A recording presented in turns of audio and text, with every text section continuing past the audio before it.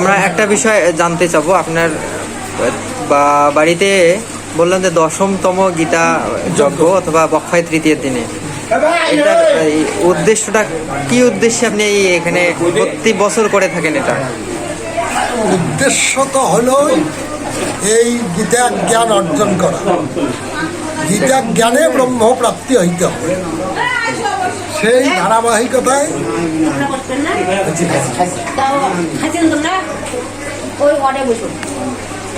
সর্বশ্রেষ্ঠ যজ্ঞ, এই সর্বশ্রেষ্ঠ যজ্ঞ আমরা যেহেতু সনাতন ধর্মকে বিশ্বাস করি, ভগবান শ্রীকৃষ্ণের মুখানিসৃত বাণী গীতাতে যাহা লেখা আছে সেই আলোকেই আমি এই গীতা যজ্ঞে ব্রতী হয়েছি।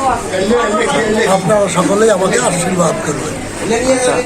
আপনি যেহেতু গুরু ব্রহ্ম মিশনের কাণ্ডারি, মূল কাণ্ডারি, গুরু ব্রহ্ম মিশনের সাথে এই আপনার বাড়িতে আয়োজিত গীতা যজ্ঞের কোনো সম্পর্ক আছে?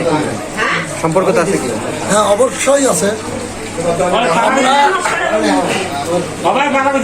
গুরু ব্রহ্ম নামে বিশ্বাসী, এই নামের যিনি প্রবর্তক ঠাকুর পঞ্চানন পরমহংস। গুরু ব্রহ্ম পূর্ণ ব্রহ্ম সনাতন অখণ্ড মণ্ডলাকার ব্যক্তং জল চরাচর, এই নামের প্রবর্তক হলেন ঠাকুর পঞ্চানন পরমহংসদেব। ইনি সাধনে সিদ্ধ লাভ করে সিদ্ধি প্রাপ্তি হওয়ার পরে উনি নতুন কোনো শাস্ত্র তৈরি করেন নাই। উনি একমাত্র তার ভক্তদেরকে নির্দেশ দিয়েছেন, তোমরা গীতার আদর্শে জীবন করো, গীতার আদর্শকে লালন করো, গীতার আদর্শে আদর্শিত হও। এই আদর্শিত হয়ে গীতার আদর্শে তোমরা সংসার জীবন যাপন করো, তাহলে তোমরা এই গীতার জ্ঞান লাভ হবে।